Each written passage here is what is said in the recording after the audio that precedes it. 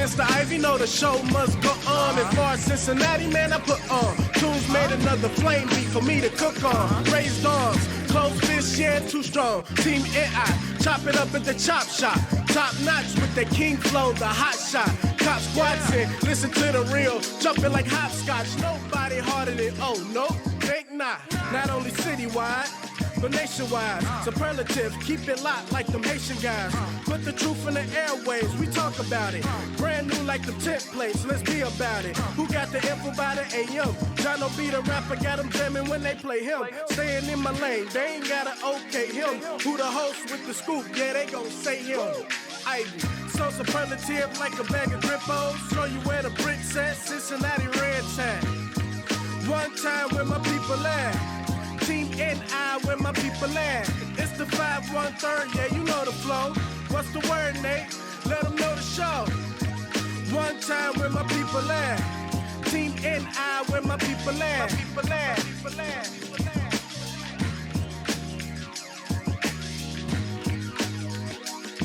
All right, good morning, everybody. Now, I'm up on YouTube. If you're a YouTube person, if you're a Periscope person, I'm up on YouTube and Periscope this morning as well. Okay, we were here once before, so let's reset the tables, shall we? Shout out to Brenda. We had a few people that were on the stream, at least that were visible inside the chop shop. Perhaps many more, and my apologies on that. But we are up on YouTube as well. If you wanna, I got a static image up right now. And you can check it out for yourself if you're into those kind of things. You may not be. You might just be, hey, Nate, I'm all about that audio. Cool. That works too. Good morning to you. Listen, let me set the table here. I want to talk about observations from the Gabe Davis kickoff event.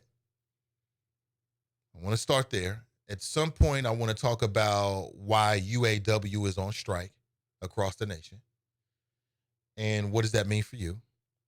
And I also want to talk about Amber Geiger and some of the ridiculousness of some of the things that have come out. Remember, Amber Geiger was the white female police officer down in Dallas who said that, you know, she shot someone who was in her apartment. She was returning home from a long shift, walks into her apartment. There was a man in there. She shot him, killed him. The only problem was that it wasn't her apartment. She walked into a black man, Botham Jean was his name, or is his name. She walked into this man's apartment and shot him. Talking about she didn't understand. It was a mistake. Really? We'll discuss. But first, I want to talk about Gabe Davis. So Gabe Davis is an African-American man who appears to have a great resume. Right, from the Cincinnati area, graduated with a law degree from Harvard, and he went on to work in the Obama Justice Department. Currently, he is working as an attorney. And he stepped up a little while ago to say that he was going to challenge Joe Dieters, the supremacy of Joe Dieters, or Dirty Joe, some people in these parts call him.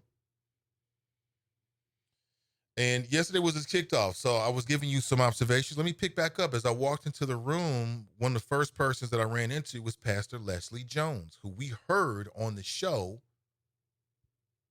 just last week. She was talking about Fair Cincy. Fair Cincy is a brand new organization. It's a political action committee that was formed to offer up a different idea on how that we elect our city council members. Again, 2021, there's going to be an election. There's 9 seats. 6 of them are going to be open with no incumbent. So they're coming up. They're trying to get out ahead of that to say, look, we need a more fair and equitable way to elect our representatives. And not just more fair and equitable, quite honestly. I think it really comes down to having more representation. Feeling as if that if you live in a particular neighborhood, there's somebody in particular or some persons in particular who you know represents you. Okay, so I ran into Pastor Leslie Jones. As I'm talking to her, someone comes over and tells her that she's going to help kick things off. She did. She did an introduction to the event, to Gabe, and did a prayer. So as I as I'm talking with her, one of the folks that's running Gabe Davis's campaign walks over. We chatted up a little bit, and I asked him if Gabe would be available for a quick little interview, real quick. He's still more than willing to come on the show. Looking forward to that. Come before the choppers and chop it up with us. But I got to get a chance to be about 4 or 5 questions in right before he hit the stage. And you can find the Facebook Live. It's up on my Facebook page, the personal page, also inside the friends page as well. You can check it out there. And, I could tell that, Gabe is becoming more and more polished than even before I talked to him. I could tell that. So his family was there. And he has a beautiful family, beautiful, married to a sister. They have a beautiful daughter. And his mother was there. And his father was there. It looked like a lot of family members was there as well. There were a lot of Democrats in the room, a who's who on some levels. So Leslie Jones helped to kick things off. Then Cedric Denson was there. He said some words as well, getting things ready. And then P.G. Sittenfield spoke, member of City Council. Apparently he and Gabe go back to high school. After that, Denise Driehaus, who's currently a Hamilton County commissioner, she spoke. And then Gabe Davis took the stage. So, he's in the foreground on the stage at the podium. It's probably a better way of putting it. And behind him, they had this big ass digital screen and they showed his video, right? And it's him and his father. His father's a police officer, and they're walking to the police memorial, and it's him and his family, and he's doing dad stuff, he's doing family stuff, and they're sitting in the grass, and he's talking with people in the streets of Cincinnati at what appears to be a rally or some type of public event or something like that. It was really, really nice. And then he spoke for about maybe 15 minutes, maybe 15, 20 minutes. And basically said that, he's been counted out before. He's been told before that it's not his turn. And it's his turn. I did ask him about Fanon Rucker because I had to. Come on now. So I asked him about Fanon Rucker, and, he gave a very, he said exactly what you expect somebody to say. It's democracy. Do you be? But this is what I'm going to do. All right. That's essentially what he said. He said, hey, welcome to the club. And it is what it is. I will tell you that there was some chatter in the room about Fanon Rucker. I talked to several people in the room. And to me, they brought it up. They were asking me, like, what about Fanon? That was a conversation that people were having there. We don't know. It didn't really matter. That was about Gabe Davis last night. Who else was in the room? Steve Driehaus was there. Gwen McFarland was there. Black female Hamilton County Democrat chair. Matter of fact, she sat at our table. Sat at the table where I was sitting. I just grabbed a seat. What else? I think that's pretty much the finer points of it. That's pretty much the highs and the lows. And who else? Ran into Dunny Isaacson from Cohere. He was there. I'm sure I'm forgetting somebody. No disrespects at all. Ran into Rufus Johnson was there. Yeah. Rufus Johnson was there. Judge, who else was there? Tyrone Yates was there. Tyrone Yates. So, there's a lot of folks there that, names that you might recognize who were there in support of Gabe Davis. And I thought he showed a lot of energy. I thought that, I could tell he's being coached up. I could tell. And that's a good thing. Right? That's what you would expect. I thought it was all good. I think that, during the speech, he seemed completely natural and he seemed very comfortable. And we shall see. My thoughts about Gabe Davis is the same thing I would say to anybody doing anything. It really don't matter what somebody else is going to do. Like, if I was Gabe Davis, I wouldn't give a damn who was in the race. So what? Don't matter. I'm in the race is the way I would look at it. So it really wouldn't matter. I mean, whatever happens, happens. That was the attitude that I would take. And that's pretty much the attitude I got from talking with Gabe Davis. It is what it is. Whoever gets in the race, we're going to have to duke it out. which I think would be good so we can have some good conversations about, what we expect from a Hamilton County prosecutor, what we want from a Hamilton County prosecutor. Denise Driehaus made a couple jokes about the Hamilton County prosecutor, the current Hamilton County prosecutor. She said, I'm a Hamilton County commissioner, and I didn't realize that my lawyer, as in terms of her official capacity as a Hamilton County commissioner, is Joe Dieters. And she talked a little bit about how, there's some, she didn't really say friction, but she seemed to imply that it's not the best working relationship because of their ideological differences. She seemed to imply that. I think that's fair to say. But all in all, I thought it was it was a good event. It was very interesting. I was pretty much in and out, worked the room a little bit, and then had to make a move to go to another event, actually. But I wanted to give you some insight. And if you want to look at the videos I posted, you can check it out. You can watch the whole game, everything he said. I'm sitting in the front row. You can watch it for yourself and make your own determination about what you think about the kickoff. I was talking with some of their people, and maybe this is just what the people say. Oh, he's a hard worker. They told me he's a hard worker. He's putting in 30 hours on the campaign, 30 hours on the job. So that's 60 hours. Now, when do you squeeze in family time? That's why I say campaigns are rough on your family, because I guess you're not going to see them because you're going to be out knocking on doors. And if you watch the video, Gabe Davis says directly about what he would need. But, it's still interesting. I think people are waiting to see. I think Black people in particular are waiting to see what happens with Fernand Rucker. It just is what it is. It's just undeniable. But I want to give you some thoughts about that. 513-873-7134 if you would like to share your thoughts this morning. Beto O'Rourke, he's a Democrat presidential candidate. He's slated to visit the Ohio area. He's going to be up in Westchester this morning. He's probably there now. And he's going to visit the strike that's up there, the big UAW national strike that the media isn't talking enough about. Could somebody tell me real quick, why is UAW striking? And is this something that we should be paying more attention to? I'd like to get your thoughts on that.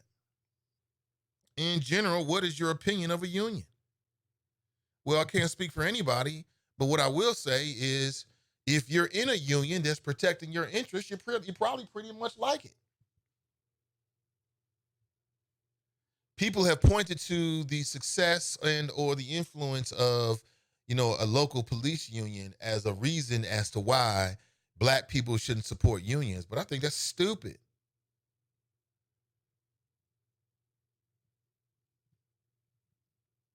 I think that's stupid. Beto O'Rourke today, he's going to be speaking with the strikers. He's going to be talking about Trump and gun control and all kinds of things. This is the second week. What is up with General Motors? What is going on? Do you know someone who works for General Motors, for GM? Well, as it stands right now, the company and union bargainers are still at odds over wages, temporary workers, and profit sharing. The United Auto Workers strike at General Motors is heading into its second week. The strike is already UAW's longest nationwide walkout at GM since 1970.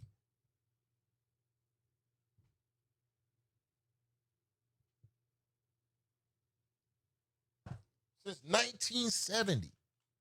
Why? Are you seeing a lot of news coverage about this? I mean, there's a lot of news coverage out there, especially on the internet. Just Google UAW strike. You'll get all kinds of hits. You get all kinds of hits. This is interesting. Longest strike since 1970. Why are they striking, right? Begs the question. I know a few days ago that GM promised 5,400 jobs and $7 billion in an offer to end the strike with UAW. Let me ask you a question. Are you currently a part of a union? What do you think about the concept of a union? You got to be for it, right? Or not. Or not. Or not. What does this mean to American workers in general?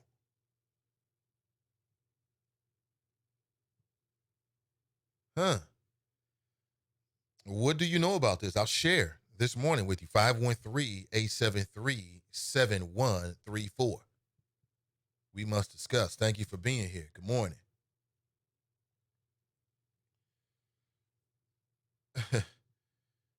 Yeah. It's about money and benefits and the future. And apparently negotiations are taking place up in Detroit at GM's headquarters. Almost 50,000 auto workers are on strike across the nation after their 4-year contract expired. And what are they looking for? They're looking for a bigger slice of the pie. That's what it comes down to. They're looking for a bigger slice of the pie. GM making crazy money, and the union says they want more for the people that's helping them make the money. They're doing what unions should be doing, representing the interest of workers. My grandfather never graduated from high school, but those were different days. Back in the day, if you was a man that was willing, if you was a strong man, intelligent, could work with your hands, you could work for a union. So my grandfather did. He worked for a local union for years. He would always talk about how the union afforded him benefits. And what he would point to is the fact that he owned 2 homes. Yes. He owned 2 homes, one of which, of course, I grew up in. I talk about it all the time. And I watched my grandfather retire.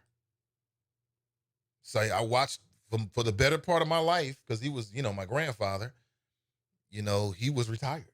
He used to watch this man get his retirement checks. He would talk very proudly about the work. He worked like 30 years. Damn near broke his back at one point.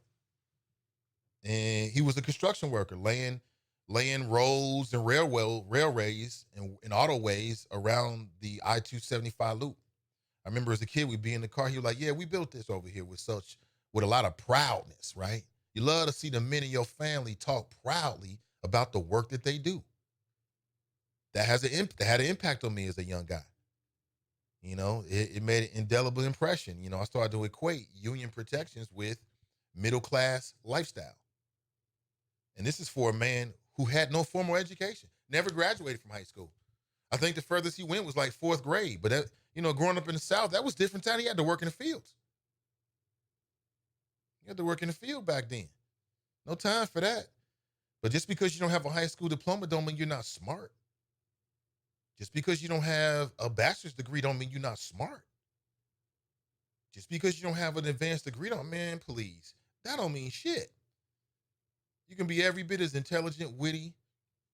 Those are just achievements and milestones, which means something. I never demean that.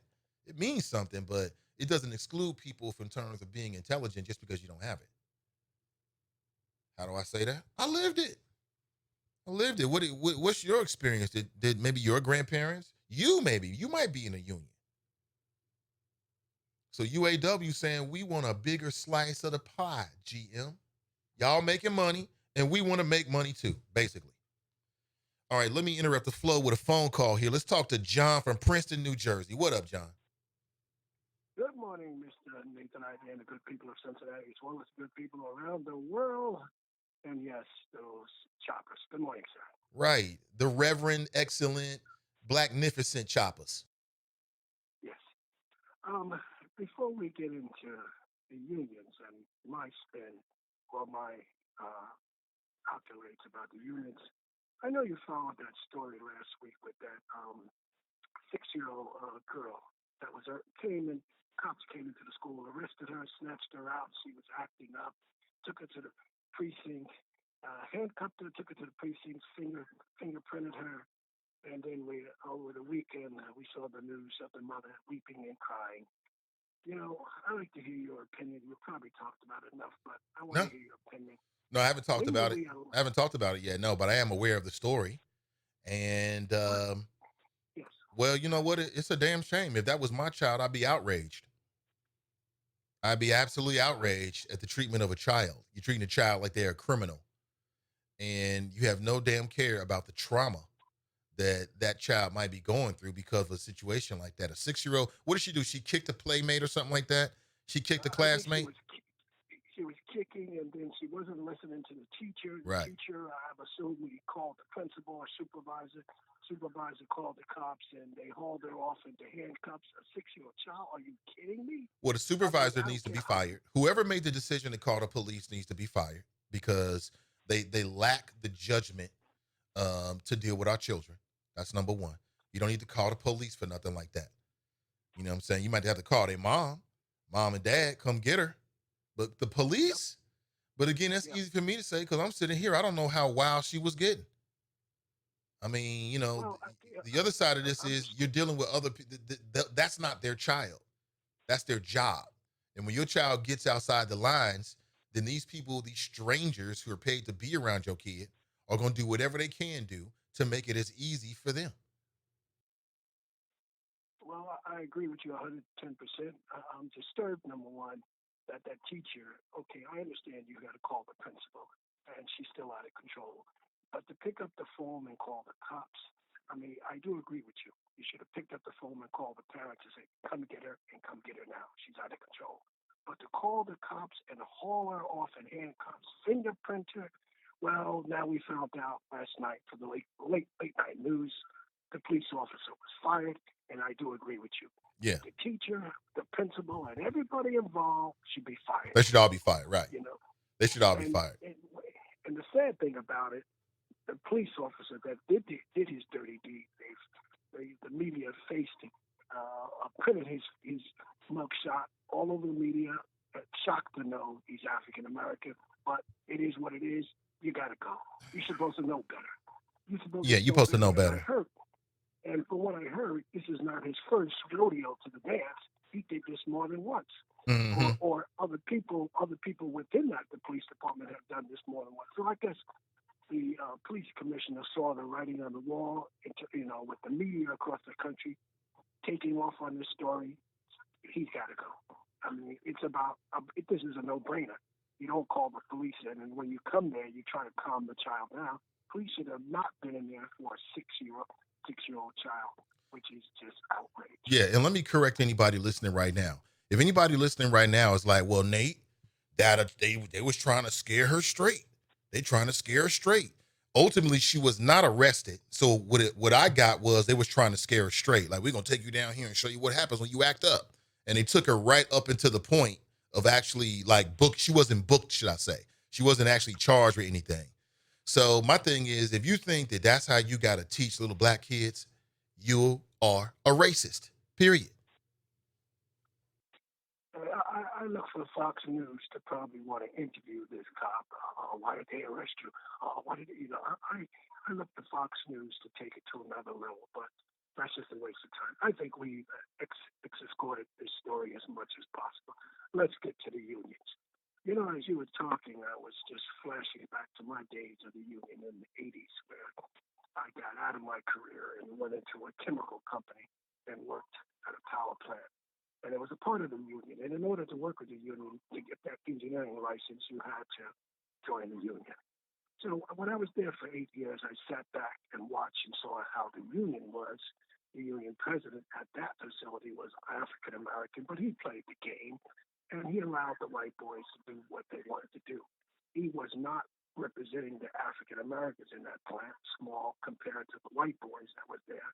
But unions play games. Okay, let's stop the press. All right, choppers, let's go back in time. Unions back in the 40s and the 50s, that's how they started. Trucking companies, roadways, and all that. They were powerful back then. If you look at the Hoffa story, Hoffa was president of that, was the UKL, whatever that unit was back then. Hoffa became powerful, but Hopper got in bed with the mobsters. So the American government didn't like that. So eventually they took Hoffa down and the mobsters down. Unions shot themselves in the foot. Now you bring it up 40, 50 years. Reagan gets in the office, and Reagan did one thing with the air traffic controller strike. He just said to the air traffic controllers, "You want to go on strike? I tell you what, you stay out there." And Reagan said, "There are job openings for anybody that want to be air traffic controllers." You don't get the job right away. You have to learn. It's a whole process, testing and all that. But Reagan sent a message to the unions and to the corporations. Corporations, if they want to go on strike, let them stay out there. You hire somebody else at cheaper wages. So the corporations saw that, and that put a dent in the unions for about a good 20 years, maybe 30 years.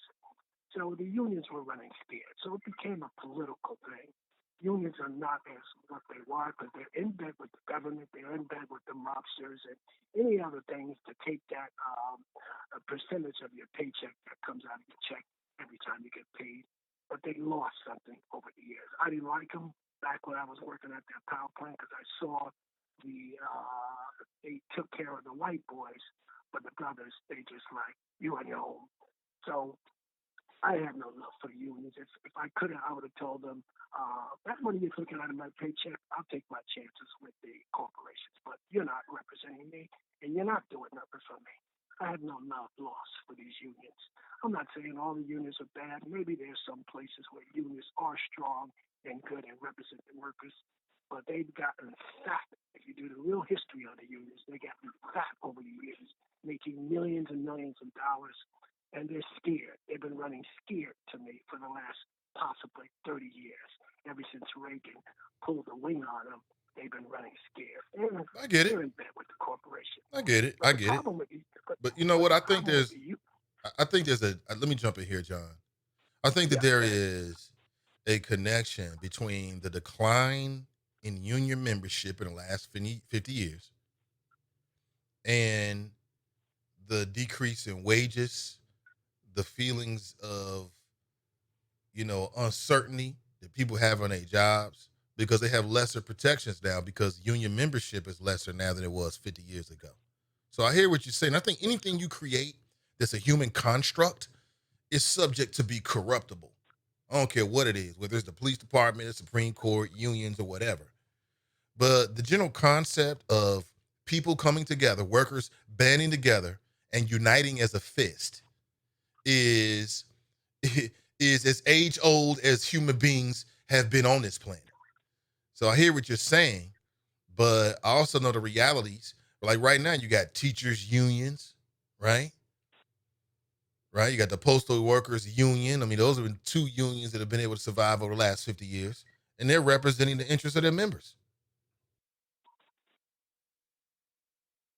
well, once again, I agree with you saying. I'm not saying all unions are bad. I just had my episode with them in the 80s for about 8 years, and after that, when I left that power plant, I didn't want to be a part of any more unions. So, but let me just end with this. The problem with the unions are the government figured out a way of getting a hold of those unions. The union representative, the high government part of the union, they have to sit down with the federal government in Washington and cut deals. And I think they cut deals that when they come back to their memberships across the country, they're not telling the membership everything. And that's the poison that the unions are in bed with the government. It's, as you said, as you just stated, they can be corrupted. And that's what I've seen. Hoffa got away with it because he was in bed with the mob. Hoffa. And we saw what happened with Hoffa. You still haven't found his body because he was going to say he was going to tell the federal government on everything with the mob. Well, the mob picked him up, and you never found his body again. We know the So story of Hoffa, John. I mean, believe it or not, we've heard of Hoffa before. I know it's hard to believe. So, so everybody has love lost for the unions, but as far as I consider, over the last 20, maybe 30 years, they're in bed with the government, and we know about the government. They're corrupt. Republicans, Democrats, whatever. But when that high management of the unions go to Washington and they sit down and cut deals, or they sit down with those corporations, be it teachers, unions, or whatever, they got to cut deals. I personally believe when they come back to the workers, they don't tell you the whole picture. They they tell You're you. gonna take Part your of the chance matrix. with the corporations. I mean, come on, man. That's right. You're an Elizabeth Warren supporter? That's a point that Mason I Marler's making right now inside the Chop Shop about you. He says, he writes, take my chances with corporations, question mark. at least I know where those corporations are coming from. They are corrupt. I'll Huh? take my chances with them versus What? somebody taking money out of my paycheck that's really not representing. And there's a long history. We don't have time. There's a long history of getting into how black workers have been treated in this country since the unions war started. Oh, we won't get into that. We don't have the time. But to that chopper that wants to chime in, I'll be able to debate him any day he wants to come in and chime in with John from Princeton. Anytime, any place. Have a Mm. nice day. Damn, yeah, laying down the gauntlet, huh? Thank you for the call, John. That guy.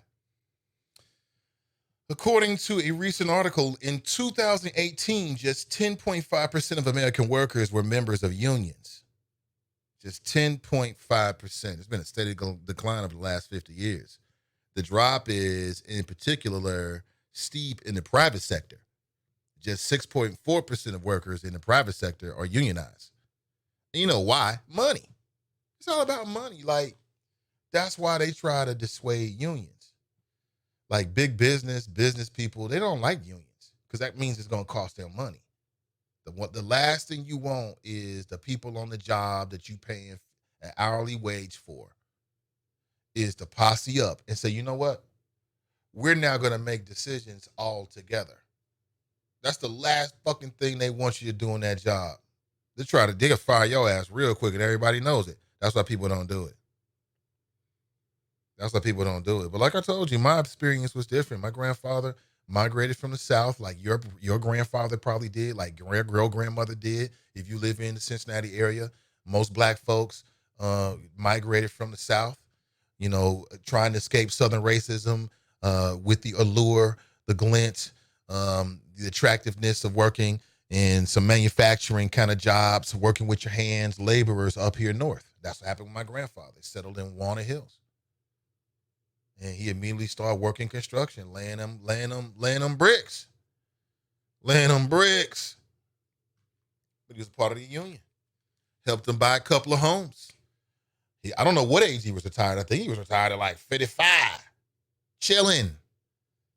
My grandfather was chilling, drinking coffee every day. And his lifestyle didn't suffer. We didn't suffer one bit. So that's been my perspective. But I know that I'm open for the debate. Are unions good for black folks? Well, it depends on, like, if you're in anything that's corrupt, it ain't good for you. So let's assume that this is a union that functions in the way that we conceive a union to work. I'll tell you, man, these Uber drivers are going to unionize one day.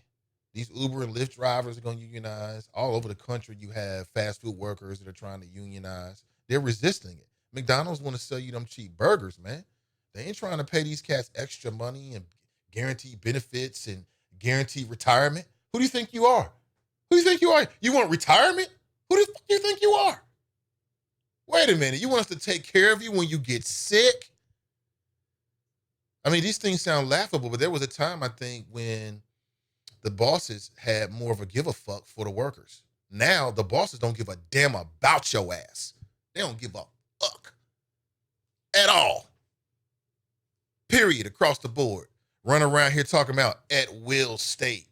That means that they can and will can your ass when they get ready to do it. That's why a lot of smart people become entrepreneurs and work for themselves because they don't want to deal with all that nonsense. Shout out to those individuals that do their own thing. You know what I'm saying? They don't want to deal with all of that. What? Tell me what? No, I work for my own retirement. I respect the grind. That's why a lot of people get out of working for other people for what I just told you. I'm going to say it again. Maybe older people can speak to this. I think there was a time when the bosses cared more about the workers. Primarily because they lived in the same neighborhoods. Now the bosses make so much more than their workers, especially in the private sector, that it's two different worlds. You know what I'm saying? They don't even understand you. I want somebody to tell me that I'm wrong, because I don't think anybody can. So there's a big difference from working at a place where at any moment the bosses can come in and get rid of you just be fucking cuz, and working at a place where as long as you doing your job, it don't matter what he says. He can't come in or she can't come in and just get rid of you just because you have union protection. They're not going for it. They're not going to let you get played, because if they let you get played on the job, they're going to get played on the job. And they ain't going for that. And I think there's a big difference there. I don't know about you, but if I had my druthers working for somebody, I would rather have the protections of a union behind me. So the XYZ supervisor, manager, director, whatever you want to call it, can't just walk in one day with an attitude on some sexual harassment type stuff or on some other BS and get rid of you just because. That sounds like a good deal to me. But call me different.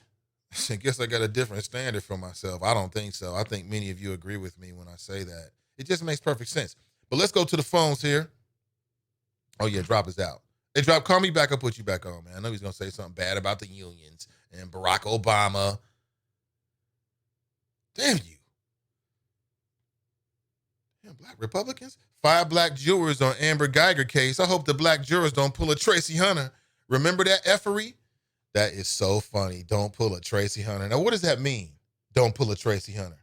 What that means is have a damn backbone. Speak your mind. No matter what the situation. How the hell is somebody going to intimidate you to bear false witness on somebody else? And they just talking to you. Just words. It's not like they're putting their hands on you. They're just talking. And, oh my God, what? Oh, I better not say what I had to say. I'm not going to speak my mind. Yeah, that means have a backbone. If you think she's guilty, she's guilty. If you think she's not guilty, she's not guilty. Oh, man, I'm with you on that. Oh, my God. I know Donnie B is going to talk about Amber Geiger.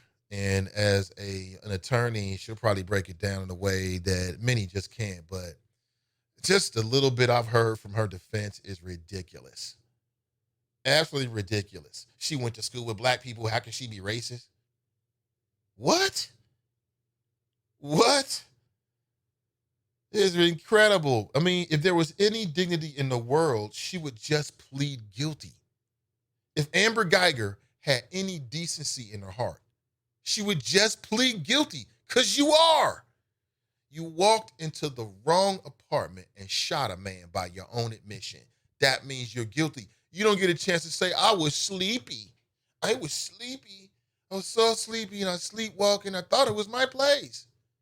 No, you don't do that. When did they pass the law for that? You can't do that. It makes no sense. She has to go to jail. Because if she can get away with doing that, can you imagine the floodgates? I mean, this is like one step away from, what's that movie series called? The Purge. This is 2 steps away from The Purge. Like, if you can just, I'm tired and I walked into the wrong building and shot a man and killed him, but I didn't mean to. I thought it was my place. Then you can use any defense then. You can use any defense. You can use any defense. That is ridiculous. Bassem Jean, man. And everything I read about that young brother said that he was on a great trajectory. He was working in his community. He had a healthy respect and relationship with his mama, which is always a telltale sign. You know what I'm saying? And he laying in his apartment. Something's not right with that, yo. Something's not right with that. Good morning. Welcome to the show. Good morning, Mr. Ivey. This is your West Side Connection. Good morning, West Side Connection. What up, Drop? Hey, I'm doing good, sir. Also a former union member for 28 years with the United States Postal Service. Mm-hmm. And very interesting topic this morning, Mr. Ivey, the UAW strike. And you asked the question, why is there no national news coverage of this major strike? And if you would allow me, sir, can I answer that question? Because you know I'm an expert. I'm not really on sure the that mainstream media. Yes, I know you are. I'm not really sure that's the question that I put out there, but you're close. But I'm interested in your opinion, though. Okay, my opinion is, and again, it goes back around to our favorite politician, Barack Hussein Obama. And if Dear you remember Lord. in his reelection campaign in 2012, him and his vice president, the current front runner to be president in 2020, Sleepy Joe Biden, they were running around America campaigning. Osama bin Laden is dead and GM is alive. And Nate, that was only 5 years ago. Okay, so the union had their rank and file agree to that contract that Barack Obama negotiated with GM. And now they're striking again. So the media, it would not benefit the Democrat Party because we know the mainstream media are willing accomplice of the Democrat Party. It would not benefit them to show what's going on with the UAW in light of the Obama Biden campaign promises and Elizabeth Warren and her current stance on major corporations across America. Okay, so again, Nate, that's my take. Why there's not a lot of national coverage on a major. This is a major.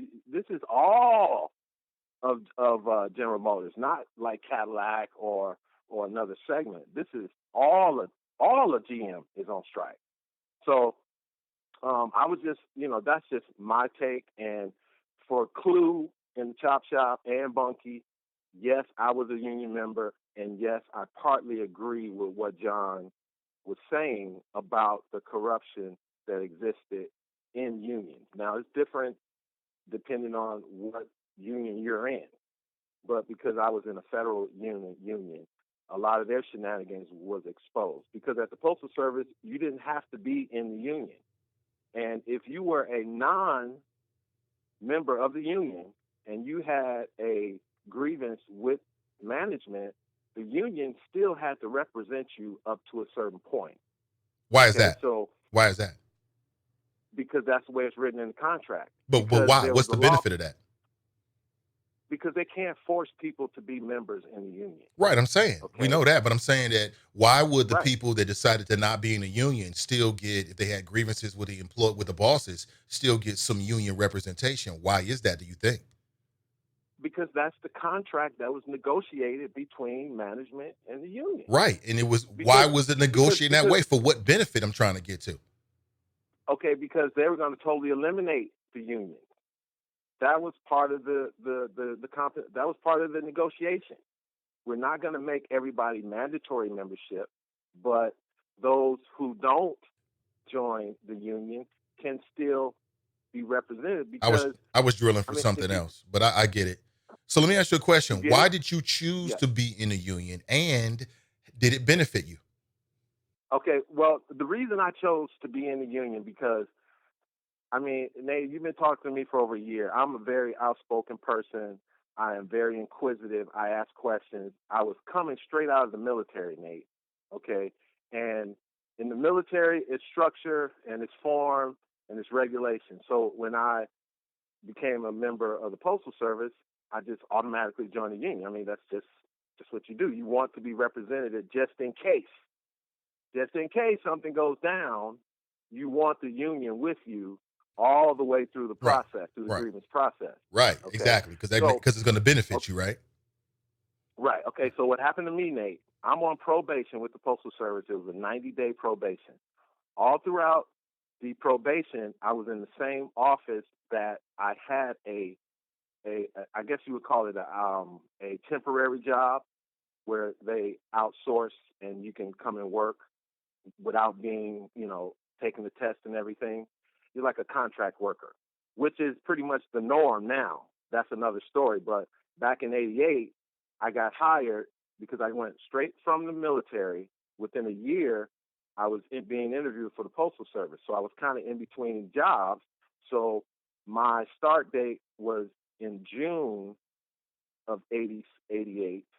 And I started working there in February. So it's like 3 months where I was in the office where I was going to be working as a regular postal employee.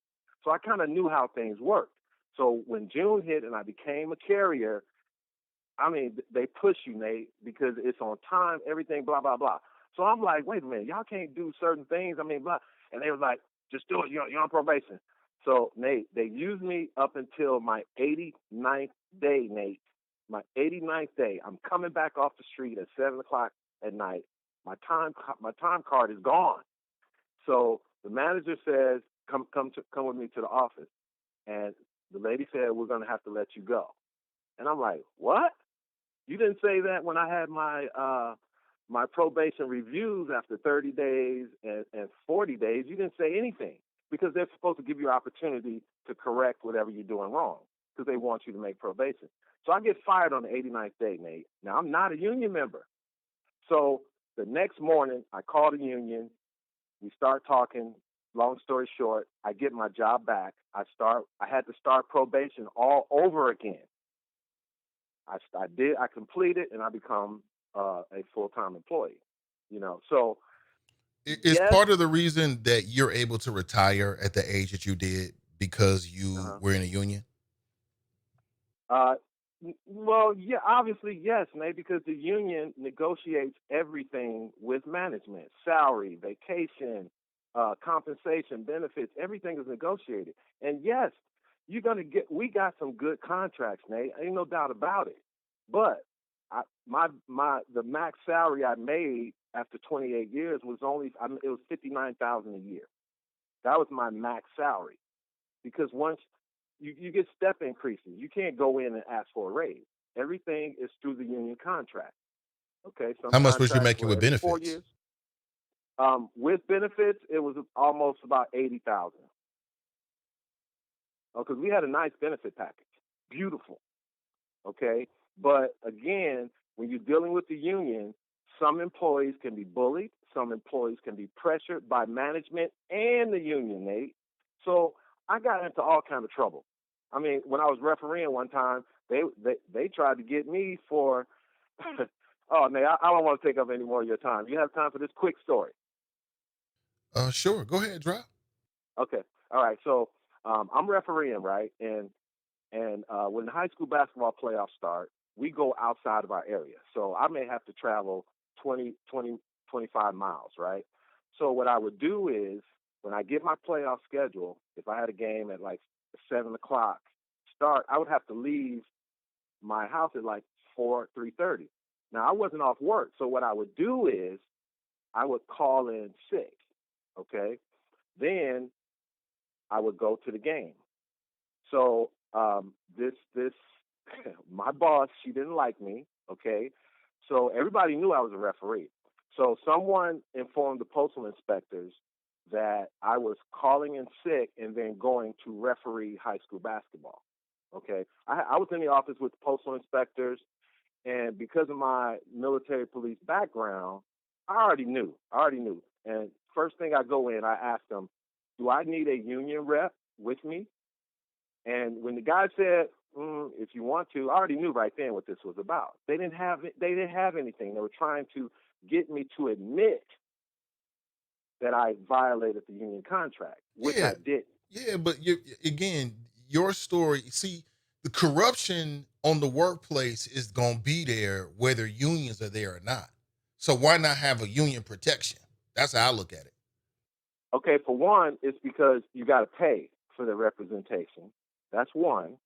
And two, if your shop steward in the office is watching you, they're sitting there watching you violate a part of the contract that they know you shouldn't be doing because they negotiated with management that says you don't have to do that. Okay, so the union rep sees this person doing it. The union rep tells him, "Mike, don't do it that way. You're hurting yourself, and all you're doing is helping them. You don't have to do it that way." And they say, "Well, I'm going to do it my way. I don't care. If I get in trouble, that's what you for, to get me out of trouble." So the union reps are watching employees violate the contract. Management ain't going to say nothing because management is watching you get the job done. But Okay, if well, something happens, there's an easy fix, though. Know the rules, work inside the rules. There it is. Period. But Nate, I don't know if you've ever been in the union. There's a lot of people in the chop shop that have been in union, and they know that if the regulations state that you're only supposed to carry 25 pounds, but you're carrying 50 because you want to hurry up and do some more overtime on another route, and then something happens to you out there, okay? Guess what management is going to do? They're going to say, "Oh, you were carrying 50 pounds. You're only supposed to be carrying 25." Well, guess what? There's a And solution. Don't carry 50 pounds. That's the solution. Huh? Don't carry 50 pounds. Carry 25. Solution, Nate, man. that's what Nate, that's what I'm saying to you.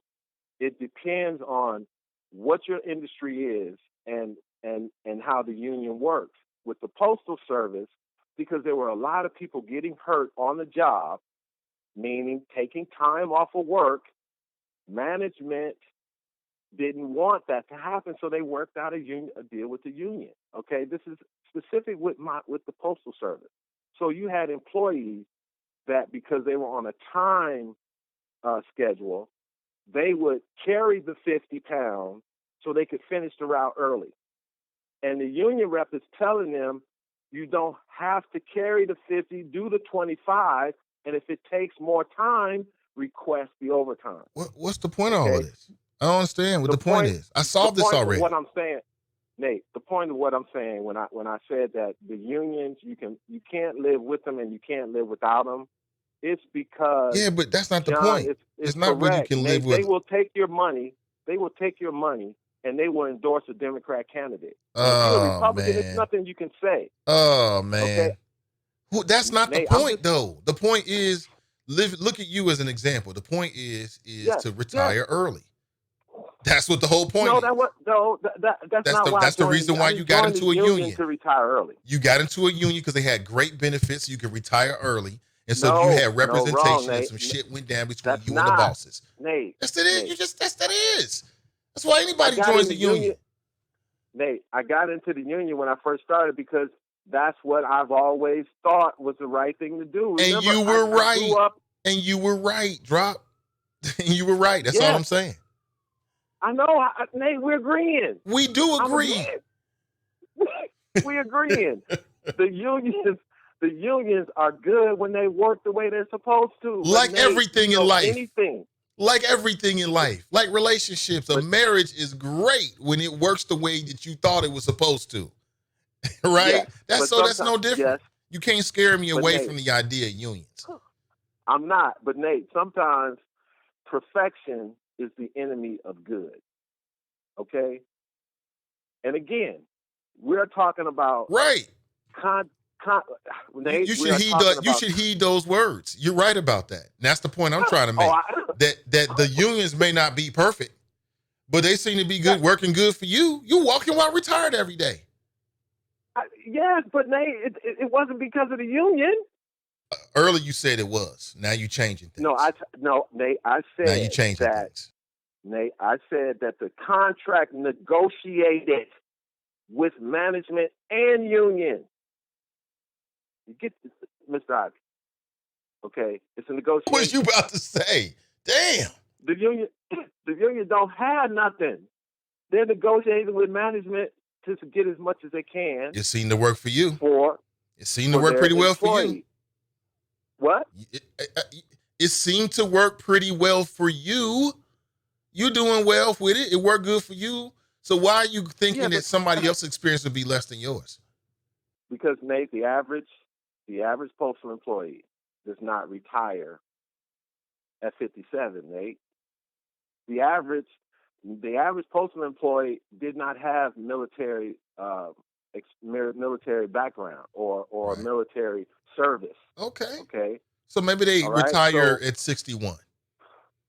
But Nate, again, like I said, the reason I retired at 57 was because of my 7 years of United States Marine Corps military service. Okay? Without that 7 years, Nate, I would still be working. Okay. And that's all I'm saying. You still be working what? Until when? 7 more years? No, actually, I started in 88. 30 years would have been last year. That would have been my 30 years. Okay, so you be retired right now anyway. No, but I would only gotten a 30-year pension. But now, because I had the 7 years of military service, I get 35-year pension. So Okay. my check is for 35 years of service, not 30 if I had not joined the military.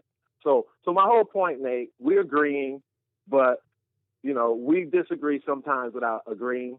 But in this case, the unions are good. It depends on the job you have and where you're at. But it's a reason, Like Nate, that anything in union life. membership is on the decline. Yeah, I know there's a And, reason and because the Republicans and big business have been successful in squashing it out, changing the rules. Well, in a way, but you got to remember the union is made up of who, Nate? The rank and file. It's the members who chose not to be part of the union. Oh boy, here we go. Oh, here we what? go with the Rush Limbaugh. Don't hit me It's with the that truth. Rush Limbaugh on the It's the unions, truth. man. It's Please. the truth, Nate. Reach one, teach one. We are only as strong as our weakest link. Okay, All right, Drop. I it need to is make a what it move, man. I appreciate your flows this morning, though. We've been talking All for right, too damn Mr. long. Ivey. Thank you for giving me the time. Drop Squad 52, dropping science to anyone who wants to catch it. Peace. Yeah, we've been talking for too damn long. What's wrong with that guy? Got the nerve to disagree. Who does he think he is? I mean, I don't even know where he's talking about, man. Here he is, retired, making talk. And he first said, "Oh, it's because of the union." Then he wanted to change it. I don't care what nobody say. You go to any workplace, most workplaces, unfortunately, you're going to have people that's got attitudes. You're going to have all kind of different agendas. You're going to have fake people. You're going to have people that are trying to do you dirty because you look better than them. You're going to have people that try to do you dirty because they're trying to climb up. They see you as competition. You're going to have corruption. You're going to have drug abuse, sex, and you're going to have everything that happens with humans. You're going to deal with all that stuff, whether you're in a union or not, on your job. I mean, there's women who've confessed that they've had to deal with supervisors pushing up on them sexually. They ain't got no union protection in some cases. What do you do? So, I don't know. So you're in a union for 20-some thousand years, and then you're able to retire in early at 57, but you're telling us that there's no virtue in it. Come on, man. UAW. So I don't know if that's on your radar screen. I wanted to put that on your radar screen this morning for you to check that out. And I think it's anytime I hear a conversation about worker rights, I start to pay attention to it. Is it fair to say that even the unions still set the tone for the trends, for the protections, for the benefits, for the compensation, even though you might not be in a union?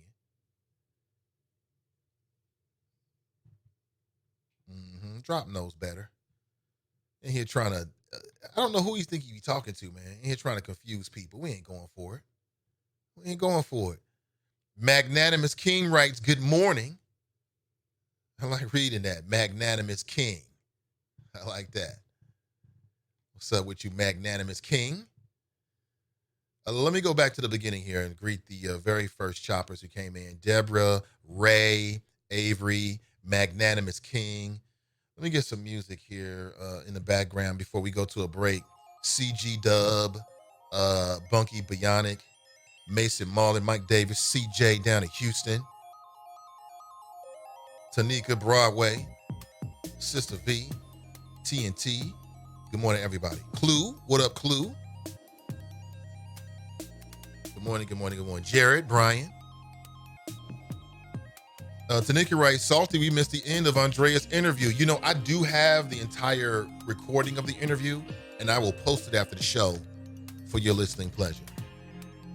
So I continued on the interview with Andrea, and I appreciate her coming in and bringing an update to that. And a lot of people were into that conversation, including myself.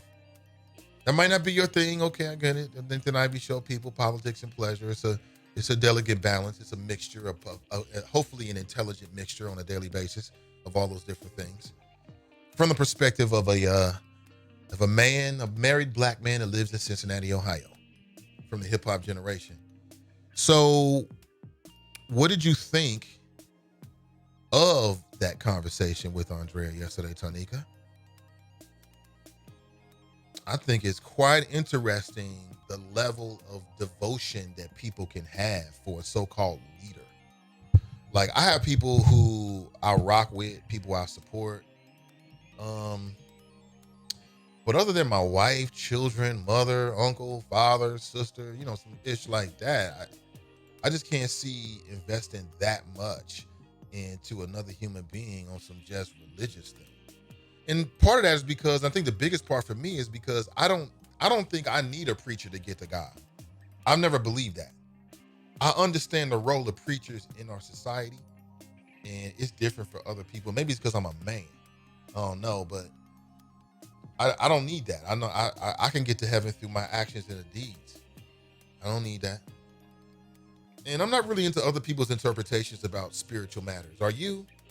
Like, I am to learn what other humans think, but not to digest and, oh, that's how I think now. It's just too serious a subject for me. But we know Amber Geiger is guilty, but what should her charges be? Trying to prove murder could be a challenge. Kelly writes, good morning.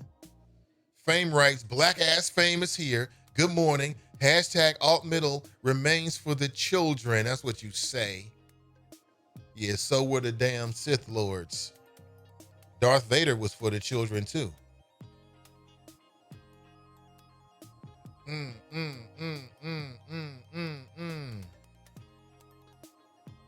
Mason Muller writes, the UAW is striking because GM made a boatload of money after the auto bailouts, but none of the revenue was going to the workers.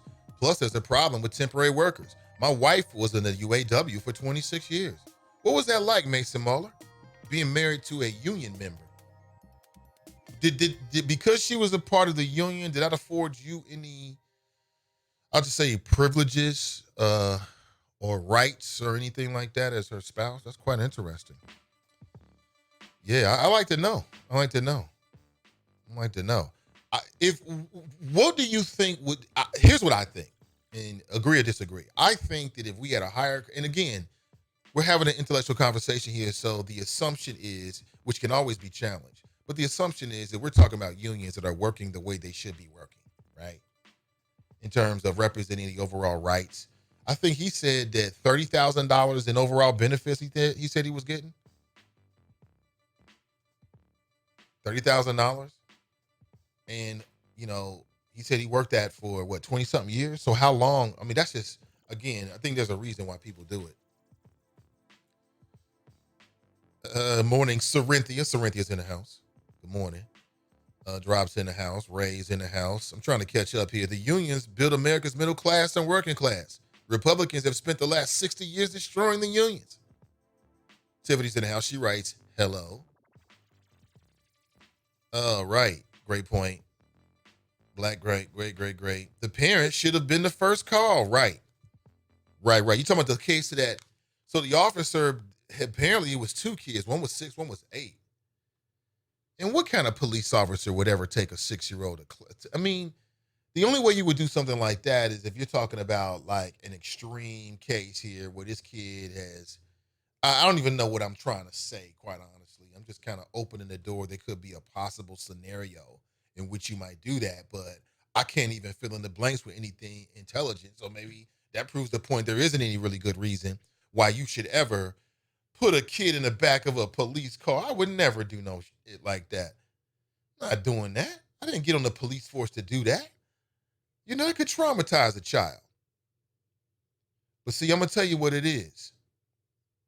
Something tells me that this officer put them kids through that legal process for the same reasons that in a poll, this was a study that was conducted within the last couple of years I came across and I shared with you. It was so wild. They did a study of people that work in the American medical profession, like doctors and nurses.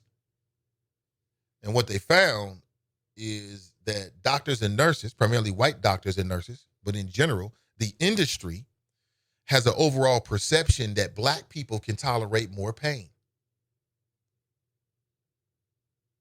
That's why he did it, because, it's a little black person. We got to go overboard to show you. That is terrible, man. The officer should be fired. Judgment is completely skewed, completely not where we think it should be. How can you protect the block and you're locking up and spending any of your valuable time as a member of law enforcement throughout your day, driving a child to lock up or in the back of your cruiser on some fake we gonna arrest you type stuff? Absolutely nuts. But we're living in the last days of common sense though, yo. That's where we are. 3-point solutions, biannual psych evaluations, anger management assessments, random drug testing. There it is. I like all of that, especially the random drug testing. The police officer who arrested that girl was doing his master's bidding, thinking he was going to get a plate of butter biscuits. I'm not really sure if that is. I'm not sure that's what we're looking for. Magic writes, John sounds as crazy as he usually does. Unions protect wages and job security. The general membership are not in bed with the government, as John likes to put it. Union workers took pay cuts to bail GM and Chrysler out when they were struggling. Well, they aren't struggling anymore. And the workers want back what they gave up to help them remain solvent.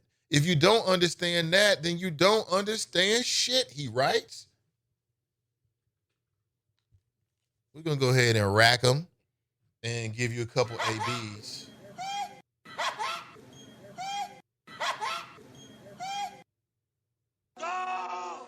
Yeah, I like that. Mike Jones writes, there is a correlation between the increasing wealth gap and the decline of unions. There's a lot of smart people in here. Yeah, there is. I don't know what Drop and John are talking about, man. They're like coming from another universe with this. The universe of dumb shit. What in the world? That is one of the craziest things I've ever heard in my entire life. But TNT writes, jurors pulling a Tracy Hunter as sympathetic blacks who want to appear fair and non-biased around whites, despite realizing that the white people are not playing fair, remain united in their bias. I think we can get to the choppers. Get to the choppers! Yeah, we leveling up this morning. Ray writes, Nathan, I'm too pretty to go to jail or fear for my life or affluenza. All bullish, she writes. Yeah, there was a white girl and she didn't get no time. They should have gave her some time just because he said that dumb shit. I'm too pretty to be arrested. I looked at her and I think, no, she's not. She can actually get arrested. Put her ass in jail. And then you had the affluenza team who killed like 3 to 4 people and walks away, basically. I mean, a slap on the wrist comparatively. Runs away with his mama, goes south of the border. They had to bring him back. Mrs. Love Being Black writes, it sounds like a hit and only benefit did this case have over everyone else. They have a country to back them up because his mother wasn't born here. Clumagic writes, a white can use any defense, a black not so much. If Skylar had been black, she wouldn't have been on bond fighting a murder charge. And if Amber were black, she'd already be under the jail. Yeah. Go! Get to the chopper! And we going Black Panther. Yeah, some Black Panther right there. Straight from Cyber Wakanda. Great points. Bunky writes, I was terminated on some BS 16 years ago at a job I worked for 6 years. The union fought for me and I was given a healthy severance package. I'm with unions. See, people already know. Experience is the best teacher. We already know this. I mean, I don't know. You having a problem with management? Would you rather have somebody right there fighting for you or being there all by yourself? You tell me. Drop is, what do you say? Drop, is this a bedtime story? Sleeping. CG Dub writes, you told us this story already, Drop. At the end, you were stealing time. If I was a snitch, I would have reported your ass. And CG Dub. Trying to get as close to, She continues, you were heading to your part-time job while stealing 6 time from your full-time job. Yeah, he did tell us that story. Drop, man. Drop, you are doing a lot of circle talk. Republican candidates only care about the rich, Drop. Are you not tired of carrying a jock strap of motherfuckers who don't care for you? ? Drop, I work for a union shop now, and shit ain't perfect, but I'd rather have the union protections on my job than not. Yeah, hopefully he'll get the message this morning. Let me throw my number out to the ether and see what happens. 513-873-7134. Morning to you. Tanika writes, from the little I heard, it seemed like a great conversation, Nate. Nate had an interview with 8 years. Drop is gone. Hallelujah. Back to life. Back to reality. That's from Cam. That's hilarious. Pamela writes, my husband worked for the railroad. The union saved his job when the company wanted to fire him. It was his own fault. Oh, that's hilarious. Maybe the contrast to the UAW strikes compares to the coverage of the closing of the Lordstown plant.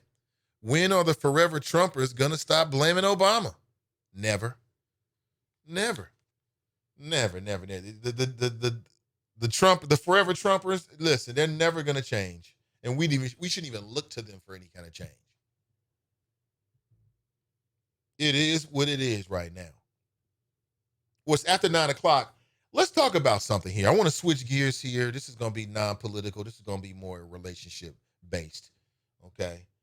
More relationship-based. And perhaps what I should do is we'll take a little sounder like this, and we switching gears. Good morning to you, 513-873-7134. I want to switch gears just slightly. Now, if you still want to call in on some of those topics that we talked about starting at 8 a.m., please feel free to do so.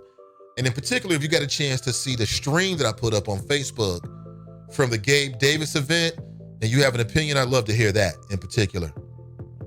Okay, but I want to switch gears here. I want to switching gears.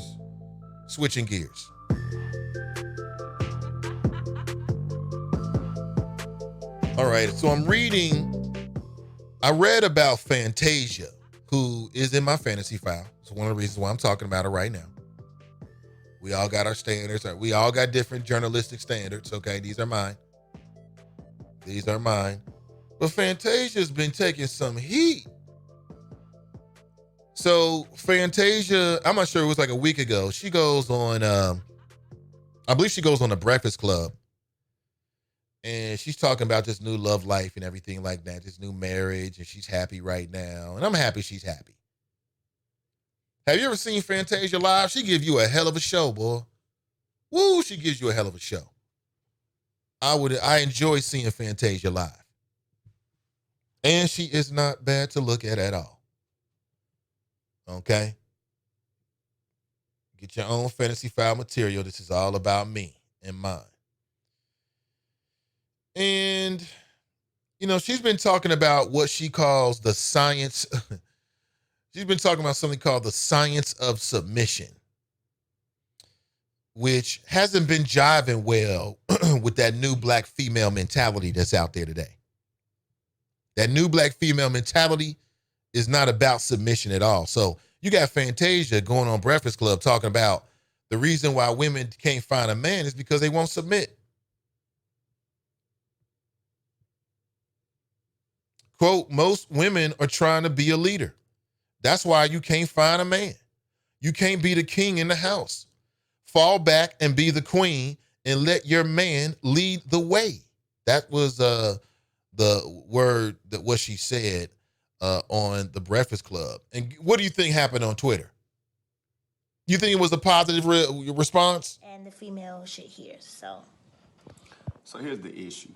Submission is supposed to be a beautiful song and dance between two lovers. What's happened is men have abused that power. Forgive me, they've abused that gift. And we have been misled to think that it's something where it's a dominant spirit and we own every decision, we dictate everything, we rule with an iron fist. First of all, that's not love. What happens is... So what do you think? Hold on, he put some intellectual spins on this. He put a spin on that. He's like, wait a minute, it ain't what you think. It ain't about, some old Conan the Barbarian, grab you by your hair, get the food ready, L up, barefoot pregnant. It's not about that. He said it's a beautiful dance. What the hell?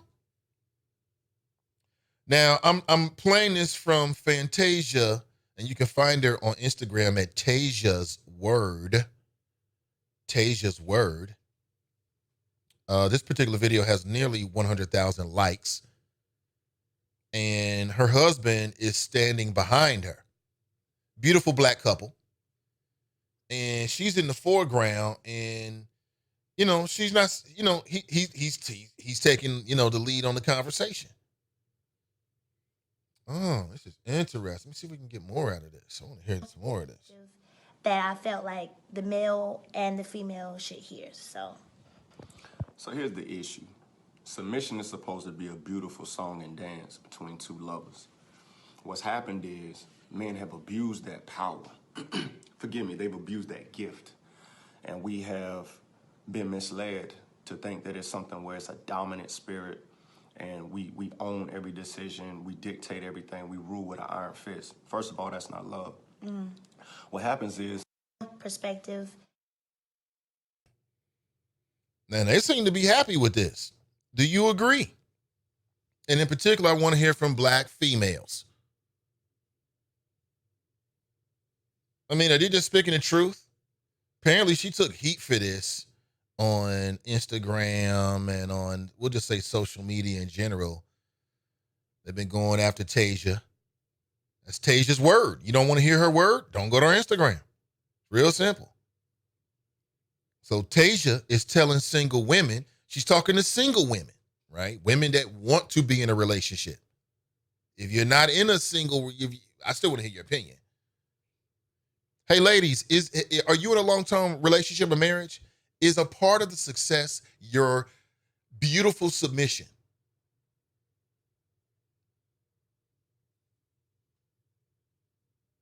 And apparently she's been married to her husband. His name is Kendall Taylor for 8 years. So that's a good time. That's a good long time to be in a relationship. I think that's successful, 8 years. What does they say, 7-year itch? That sounds about right. And they're celebrities. You don't hear about this man out here cheating on her. You don't hear about this man out here doing no drugs, or I haven't heard about it. So it seems like they got a successful relationship. She seems pretty happy and yummy at the same time. Happy and yummy at the same time. This is Ray the Writer on Twitter. While Fantasia is advising black women to learn to submit, is she advising them about that time she had a baby with someone else's husband? Oh. What? Why you got to bring up old shit? See, they wrong for that right there. CG Dub writes, I say do what works for you in your relationship. So do I. You know what? That is the most mature. You're right about that. Great flow. I agree. Like, ultimately, we can have a conversation about whether women should be submitting.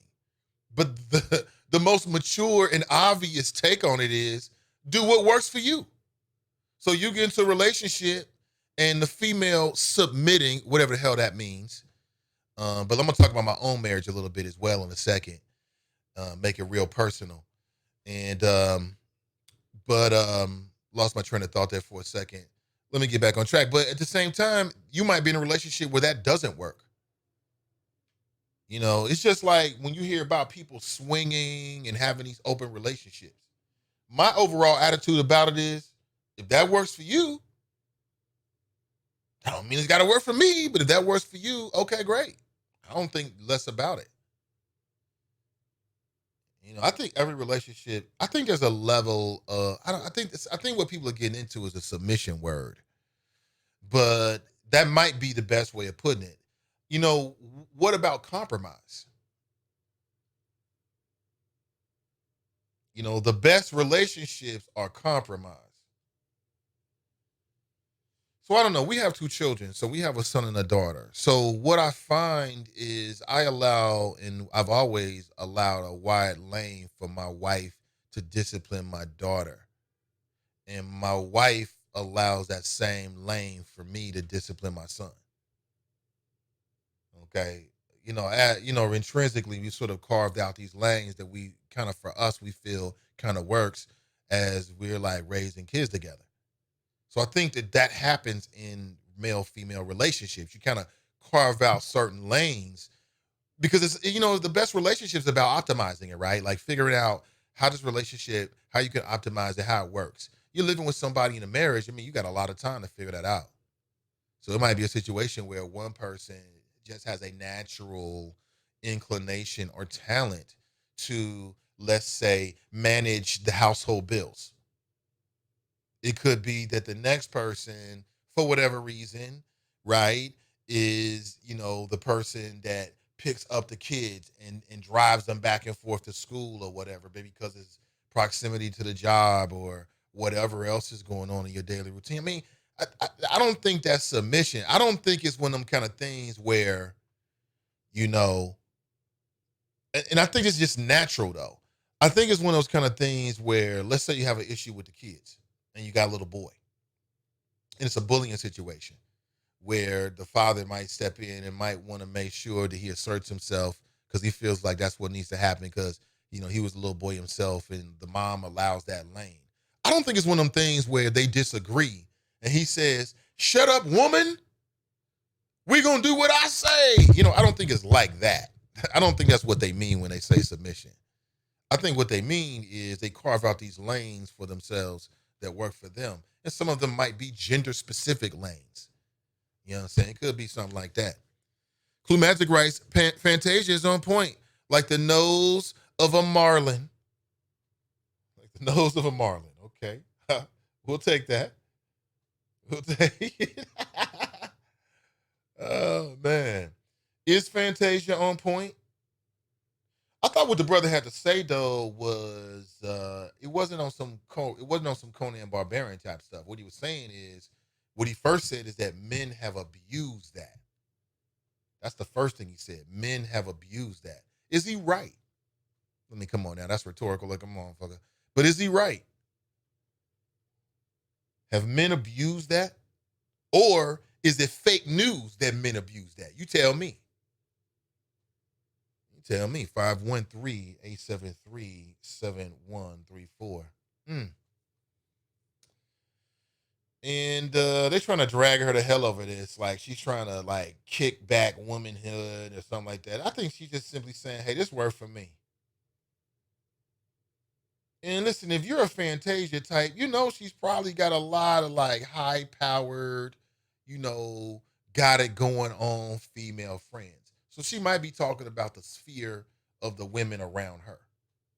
Okay. And then using that as an example, other than that. I think it's what she means. But that's interesting. Seems to work for them. They seem pretty happy. How many kids does Fantasia have exactly? Somebody look that up. Jericho writes, I definitely agree with Fantasia and her husband. I'm married a year in October, and I'm still working on being more submissive. Wow. She can admit that. Wow, Jerica. Damn, I didn't expect that. Wait a minute. Let me screen grab this day. What is it? 9:37 a.m.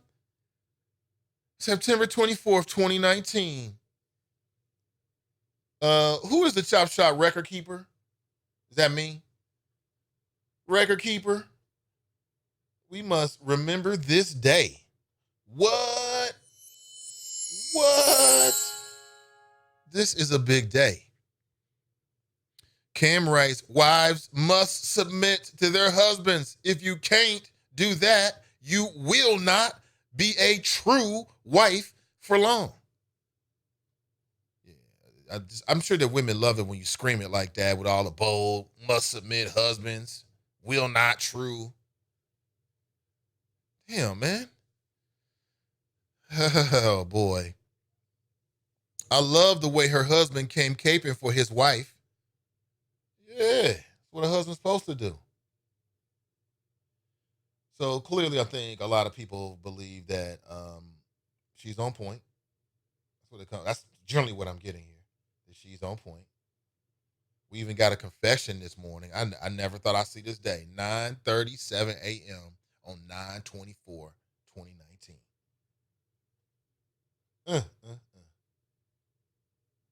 Man, a year, huh? In October? That's right. That's right. Y'all newlyweds, man. Y'all newlyweds. But listen, come on in here with that black love. We can never have too much. It's all good. Heed the word of Fantasia, ladies. And then you can be happy like she is. She looks very happy, though. Very happy. Let me throw a number out to the ether again. 513-873-7134. That is my number if you'd like to share your thoughts this morning. Just a little local news. Beto O'Rourke is going to be up in Westchester this morning. Should be there about now, as I read earlier. He's going to be visiting the UAW strike, the GM strike nationwide. And at the core of it is that GM is profitable. Think about those bailouts. Think about how fucking backwards we are. You know, the poor people need a bailout, but we bailing out GM. Well, it looks like it was successful. Guess it was worth it. But Beto O'Rourke, is he on your list of favorite Democrat candidates?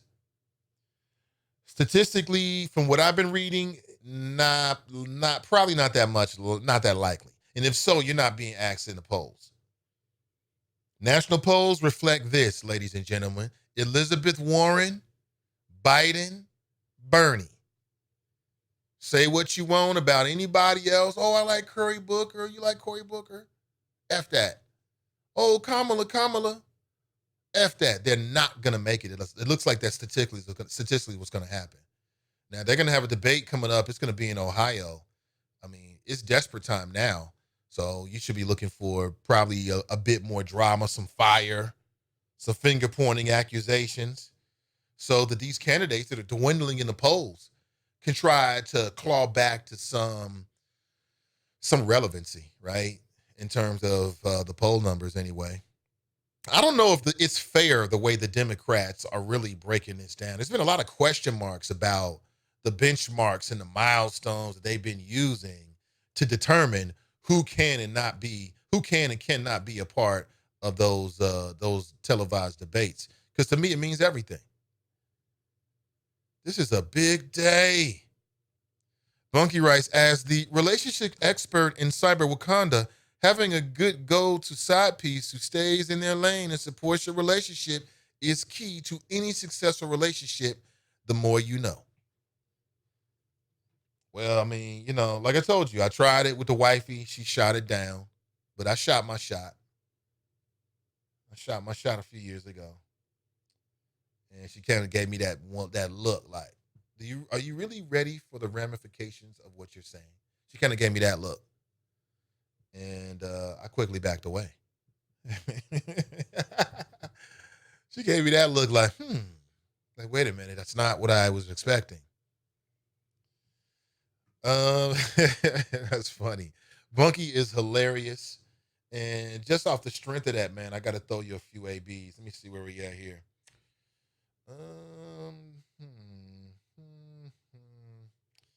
And here we go.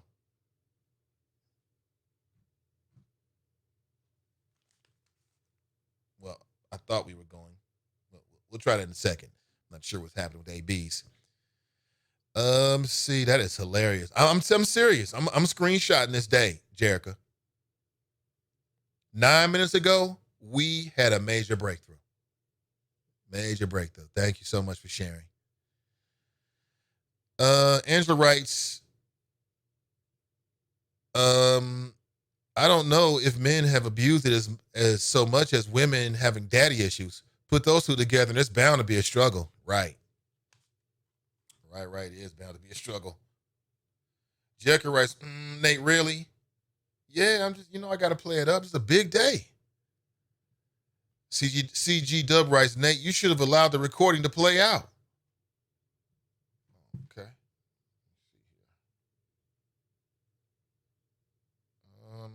We can do that. Yeah, give me 1 second. We'll go over to Tasia's World on Instagram, and I'll try to pull in some of the audio. All right, Tasia's World. I think that's what it's called, right? Yeah. Tasia's World. Okay. Is that what they call it, Tasia? I guess. I like Fantasia. That's a cool name. Beyonce. I'm not even following Fantasia. Oh, she's Fantasia Taylor now, huh?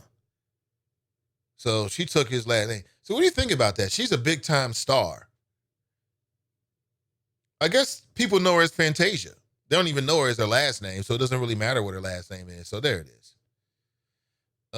Here is the video. Let me see if we can get this audio for you, just for you, CG Dub. Let me see if we can pull this in.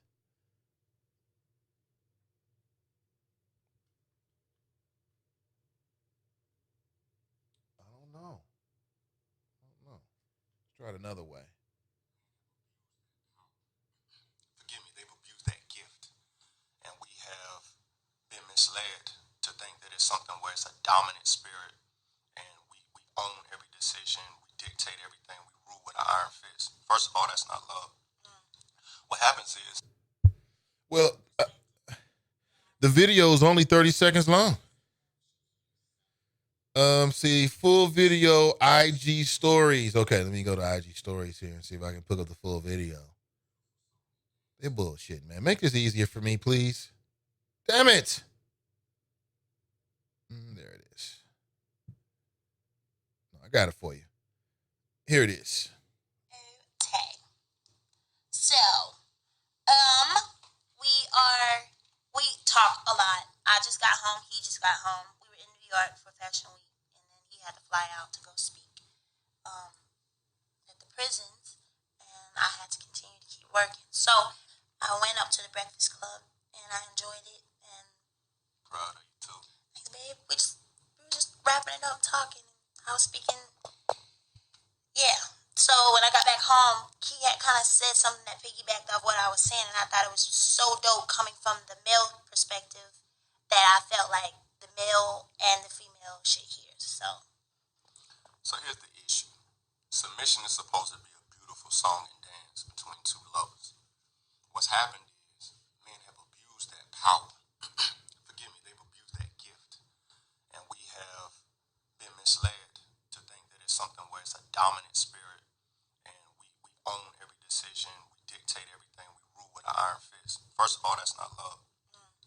What happens is, in my marriage, let me not speak for everybody, my marriage, I submit daily to the Most High. I stay in my scriptures. I continue to feed myself with things that help me build my character, to reshape my perspective that was messed up in the streets and dealing with different propaganda and programming and things like that, so that I can come to my wife from a pure position. So when I do that, she sees me and she witnesses over time that it's an authentic demonstration. Her heart is moved and softened and compelled to submit to me. What does that look like? That doesn't mean that I dictate every decision. I don't walk around. Okay, so there's a little bit of it. You can find the rest on IG. It's like 6 minutes long. Well, he submits to the Most High, and she recognizes that, and therefore submits to him. Yeah. Makes sense. CG Dub writes, his breakdown is everything. Jerica writes, okay, is it just me, or was his sexual antics a big mutts in this interview? His sexual antics? We never got to that. You told me there was that in there. Let's go back and see what's going on here. We in Tasia's world. Okay, I'm trying to get to Tasia's world. Tasia's world. Not sure what's going on. Let's see here. Back to your chat. Nathan, do you read those comments about the Tracy Hunter event you posted on Facebook? No, I didn't. No, I didn't. Check out these comments.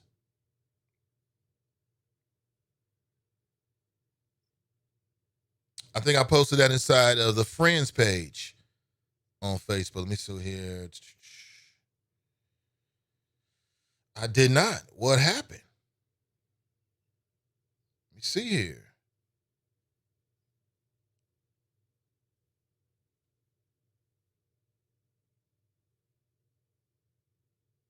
I'm searching for it right now. Did you see the video? Did you see the video of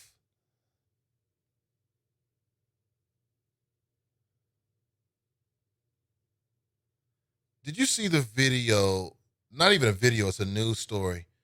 Okay, so it's not inside the friends page. Let me check here for you 1 second. Getting crazy text messages, which is always a great thing. I'll respond right after the show if you're listening. No, I don't. Where did I post it exactly? I can't find it now. All right, let me just go this way and see if I can look at some of the comments. Okay, what's up, Puncho? What's up, Puncho? DD, good morning to everybody. Let's see. Still looking for it. Again, can you screenshot it, Jesse, or send it to me? I can't find it fast enough. Sorry about it. I'm slow. Can't do all at the same time. Seriously, women don't give men masculine energy. Stay feminine with the touch of your dainty. Your man will stay. Tanika writes, Nate, I get it, but submission, not big deal for some of us. In fact, it's natural for me at least. Fast Pitch, good morning to you. She writes, the issue is that people, specifically women, equate submission with weakness. This is the furthest thing from the truth. Also, many women also feel comfortable in relationships that they can control. Thus, submission is the last thing that they will consider. Great points. Good morning. Fast Pitch again. Yeah, I don't equate submission to weakness. Like if you're in a relationship with your wife or your woman and y'all talking about something, she comes up with a better idea. That's the damn part that you go to. It's real simple. Whoever comes with the best idea. Simple as that. I mean, it ain't about, because you're the male, you've got to do it. It's about what's the best course of action, who comes up with the best plan. That's how I natively feel about it. Let me think about things. Then I'm thinking about my own relationship. And I mean, we've been married 19 years, so we've had every conversation you can imagine. We've talked about everything. We've had 2 kids together. We've both been sick. We've done so many things, so it's hard to try to remember back to certain moments when we talked about certain things. Some of it all feels like a jumble, but our relationship today is just where it is today. It's been an evolution over the last 19 years. And it's been arguments, a lot of great times, laughing, ups and downs. I would say much more ups than downs. Let me see. Now, Jerica, I was loving him. He was all up on his wife. Do your thing, daddy. Oh, see. Okay, TNT writes, Nathan. Okay, great. Okay, I'm down. Let's do it. Let's put it out there. Cory Booker lost traction after he said the whole dip it in the Kool-Aid and don't know the flavor statement. He put black people back almost 2 decades. Yeah, what the hell was he thinking? Who told him to say that? What made him think that was a good thing to say? See, what I believe is, I don't believe that Cory Booker got up there and in the moment stammered and stuttered and said the wrong thing. I believe, and I think it's the reason why there was such an outcry, is that was a calculated thing that he thought was kind of hip and trendy. And I say, if you're a politician, stay away from all that bullshit. Just talk plainly. Don't try to use no jive unless it's something that comes up extemporaneously. Just say what you got to say and just move on. That's it. Just say what you got to say and just move on. Don't try to connect with the millennials by saying some shit that you think the millennials would say. That's the weak shit. Just be you. Just be you. And just talk the way Cory Booker talks. That's all you got to do. And keep it about the issues. He talking about you dipping in the Kool-Aid, don't know the flavor. What the fuck is this, the 70s? What the hell is this? The casting call for the next episode of Different Strokes? What is this? Oh, man, we are living in the last days of common sense, my friends. And welcome to the first church of common sense.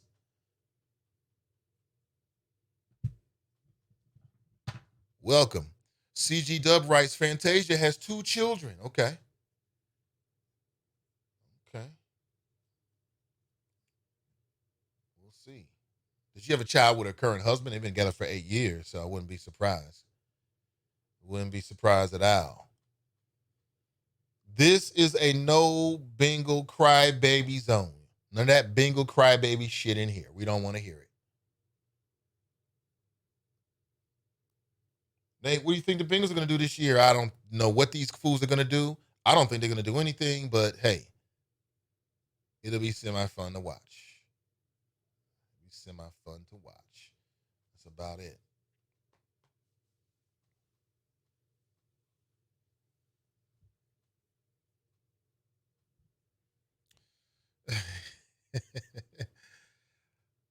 Let me get back to this. I definitely agree with Fantasia and her husband. Okay, I read it already. I want to read it again. So great. I'm just messing with you. Fantasia spoke the truth. Women do need to submit to men of means. The problem is too many hood rats are running their Section 8 homes, which aren't theirs, and they're controlling their deadbeat, aspiring rapper baby daddies, which has led black women to a toxic sense of grandeur.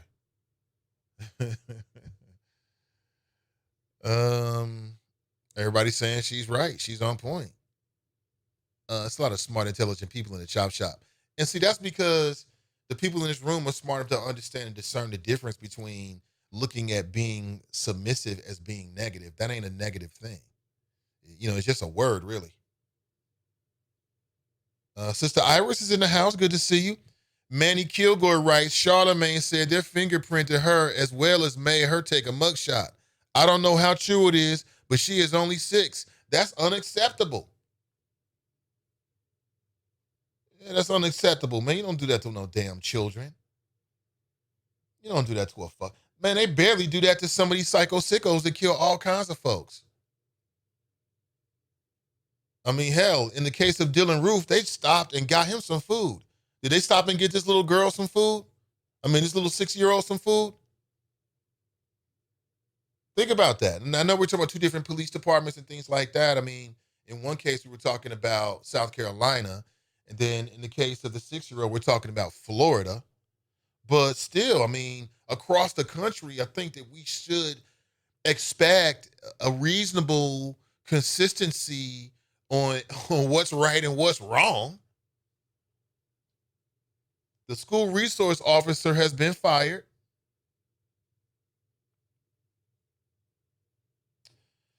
Charges were dropped against a 6-year-old that was arrested. Officer Dennis Turner has been fired. I think I can pull into a news feed here.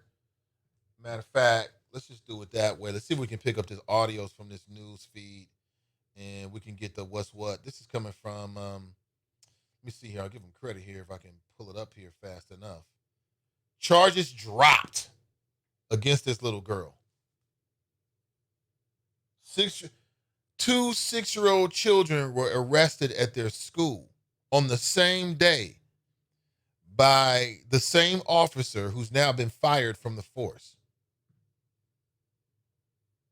Okay.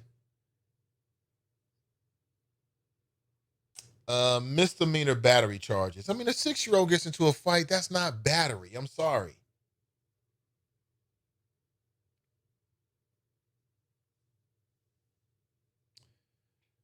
Her name is Kaya Rowley, or Roll. She was transported to a juvenile detention center after being cuffed and having her mugshot taken. Well, you know what probably happened is they showed up and maybe the kid was cussing at him like, F you, don't touch me.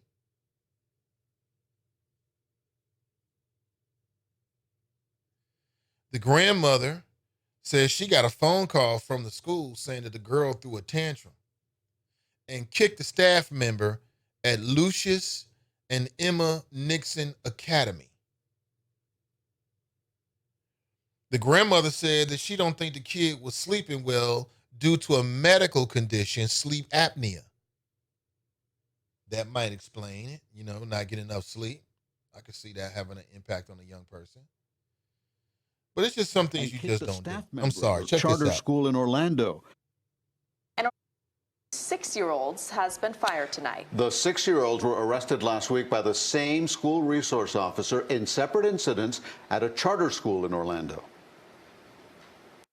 This should never have happened. 6-year-old Kaya Roll's grandmother says she got a call last week saying the girl threw a tantrum and kicked a staff member at her charter school in Orlando.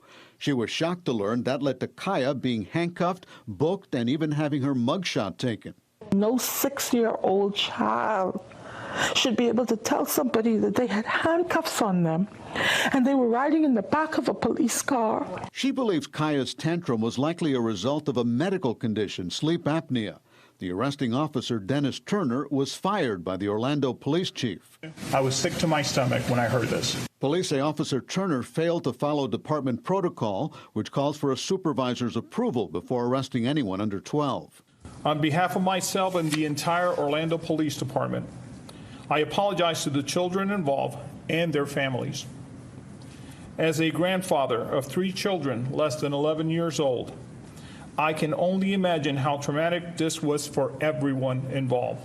The Orlando Sentinel reports Turner was reprimanded for using excessive force 2 years ago and was charged with child abuse in a case involving his own son in 1998. The Sentinel reports those charges were later dropped. Now, the Orlando Sentinel reports the second child arrested by... Wow, that's interesting. So it was a black guy. And, wow. Well, he just made himself an easy target for the chief. Made himself an easy target. Policy says that you got to call a supervisor before you arrest anybody younger than 12 years old. He didn't do that. Public outcry, boom, you got to go. Real simple. Real simple. And the fact that it was a brother made it even easier. You know that. You know that. Let me see here.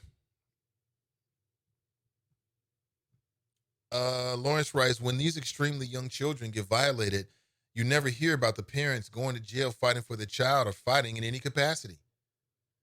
Angela writes, people, teachers, administrators, SRO, which is school resource officers, other students, are behaving out of control with other people's children. What are y'all going to do about it besides contact the news after the damage is done? Preemptive tactics, anyone? Yeah, what do you suggest? What do you suggest? Put it on the table. Fast Pitch writes, now can we get these kind of quick, direct, and succinct apologies and admissions of wrongdoing when police officers murder unarmed black and brown people? No. Nope. That's what I said. It made it. This brother down in Florida made it easy for the office to get rid of him. You know what I'm saying? He did something with some kids that was a clear violation of policy. It seems to me, Fast Pitch, when it's like an officer-involved shooting, it appears that from the police side of things that they look at it differently, right? And then it gets all politicized, like they never want to admit anything when there's an officer-involved shooting. Terrible. See here, TNT writes, the view is too basic. It dropped. These some deep sisters from all walks of life. We had brunch at a black-owned Caribbean restaurant, and to listen to their perspectives on certain topics and story, I was blown away. I cannot wait to get them in the studio. Oh, I'm looking forward to it. Looking forward to it. See here.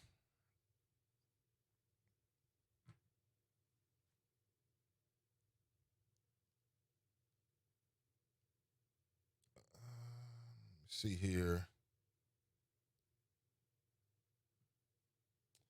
Angela writes, the police officer misconduct boils down to policy and procedures. She writes, quit complaining and fight to change them by any means necessary. Who's complaining? I don't think we're complaining. We're talking about it. And in this particular case, he violated the policy. You know, so what's the policy for when somebody violates the policy? That's what made him easy to get rid of. So if you're down in Florida, if you're fighting for a policy change, I mean, what would that be? It's hard for me to comprehend from this standpoint. Like, had they not gotten rid of the guy,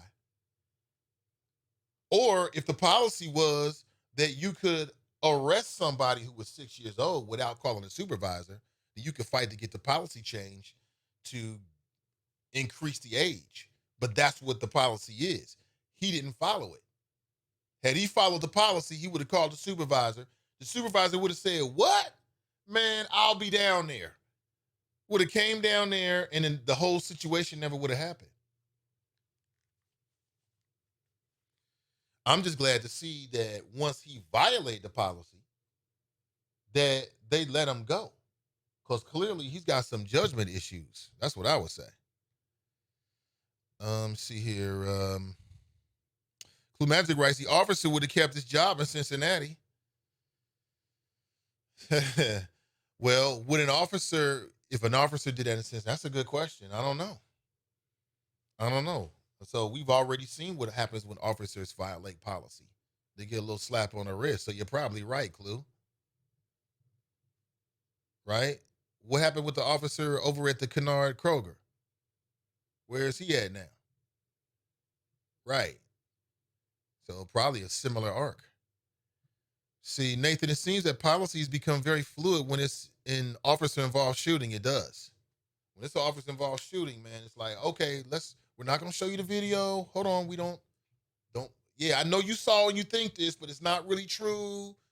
Forget what you think. We'll tell you what to think in just a couple of weeks. Hold on. Whole lot of yabba yabba. We don't know. It's kind of murky. Let us investigate. Bunky writes, where's Reynolds? That's funny. Answer writes, I am speaking in generality. Know the policies and procedures in advance. If they're effed up, you work to change them. I agree.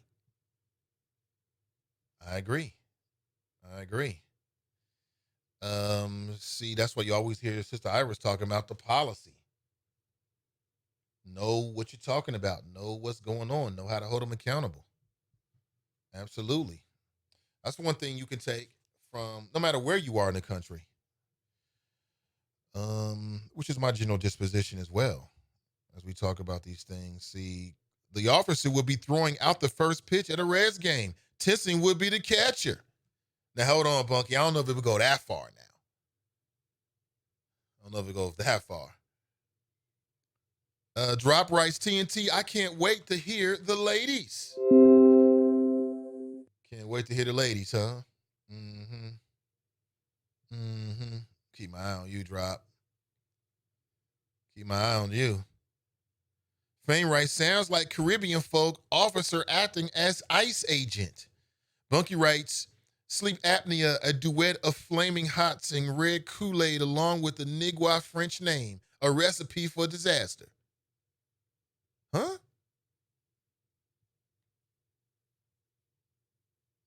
Mason Marler writes, Cory Booker tried to smear them in his way to the Democratic nomination and it didn't work.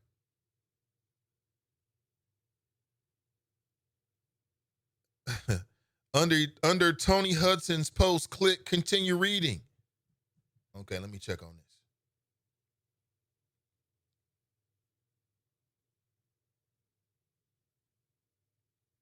Let me check on this right now.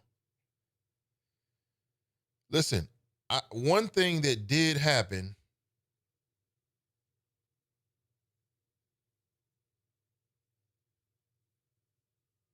Oh, great.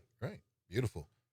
One thing that did happen yesterday at the Gabe Davis event is I did run into a few people And we had a chance to have a conversation on the side a little bit.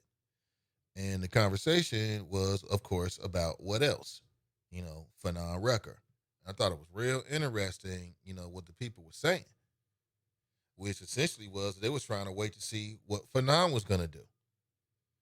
So I think it's going to be real interesting. I think the way I look at it is that this is an opportunity. This is an opportunity to hear a clash of ideas, perhaps, if it goes down that way. There was also a lot of question marks about what's going to happen next,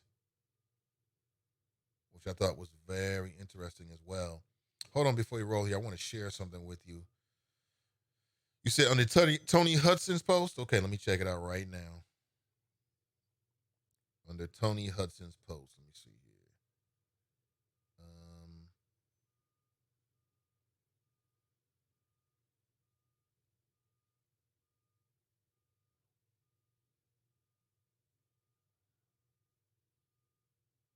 Are you talking about?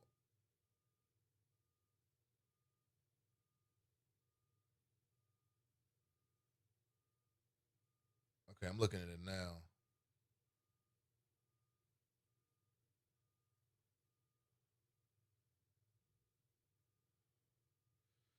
Oh, what the hell? What is this?